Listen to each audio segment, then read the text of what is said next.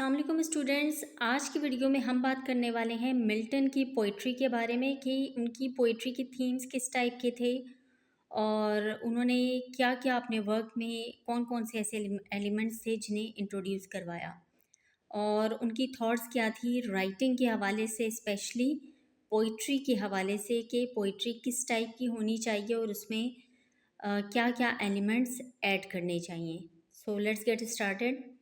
Milton was the last child of Renaissance era. He was born in 1608. His career is divided into three major phases.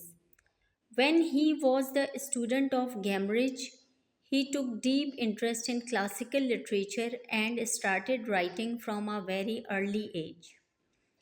Renaissance era के जो थे वो last writer थे और classical literature में जो है इन्होंने काफ़ी इनको इंटरेस्ट था।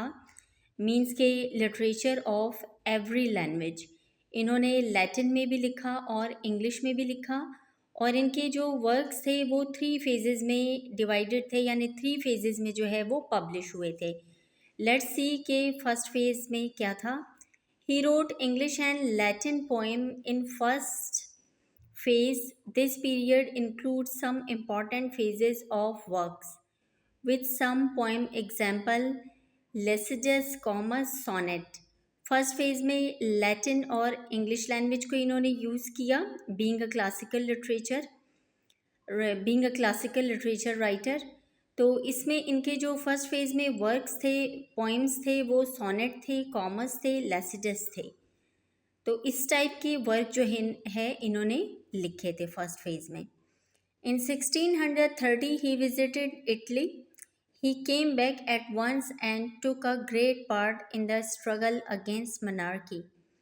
1630 में जो है इन्होंने विज़िट किया इटली को और जब वो वापस आए उन्होंने अपना स्ट्रगल जो है वो शो ऑफ किया मोनार्की के अगेंस्ट, यानी जो वहाँ पे उस टाइम पीरियड में इंग्लैंड में जो किंगशिप थी वो उन्हें नापसंद थी, तो वो उसके अगेंस्ट थे।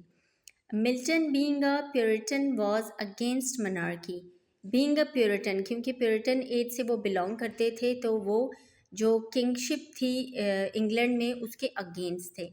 His second phase was started during the Civil War from 1640-1660. इनका जो सेकंड फेज था वो इस टाइम पीरियड में स्टार्ट हुआ था। लेट्स सी कि सेकंड फेज में क्या इंपॉर्टेंट वर्क इन्होंने किया। During this period he wrote prose. इस पीरियड में जो है इन्होंने प्रोज लिखा। जैसे कि फर्स्ट फेज में उन्होंने पोएम्स लिखे, तो सेकंड फेज में उन्होंने प्रोज लिखे। Tracked in his prose, some important names are on education, Areopagitica, the Christian doctrine, reason for church government. इन्होंने अपने प्रोज में जो है इस टाइप का वर्क ऐड किया। As we know very well कि प्रोज में जो है डिफरेंट आर्टिकल्स होते हैं, डिफरेंट स्टोरीज को नरेट किया जाता है या नॉवेल टाइप के होते हैं। तो इनके टाइटल से ही हमें पता चल रहा है कि ये प्रोज थे।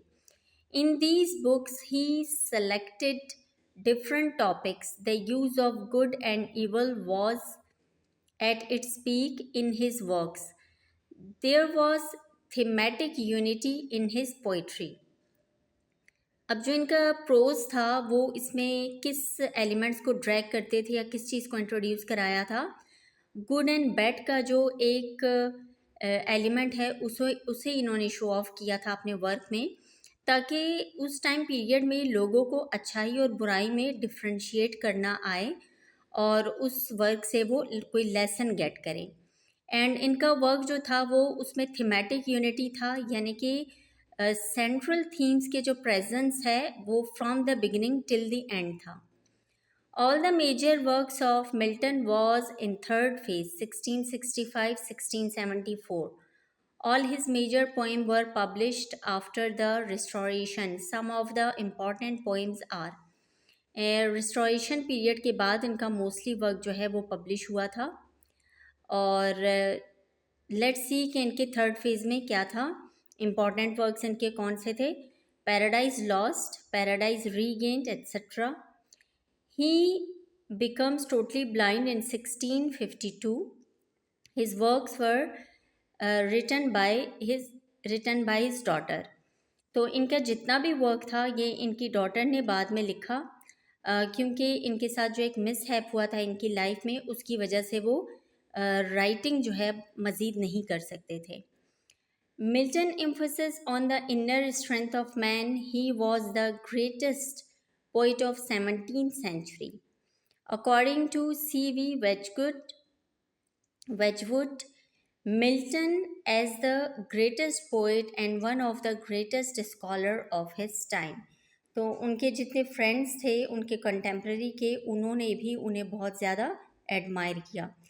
Milton poetic achievement lies on all his poetic works. इनकी जो पोइटिक अचीवमेंट थी उनके तमाम वर्क पे जो है एक सरफेस की तरह शो करती थी.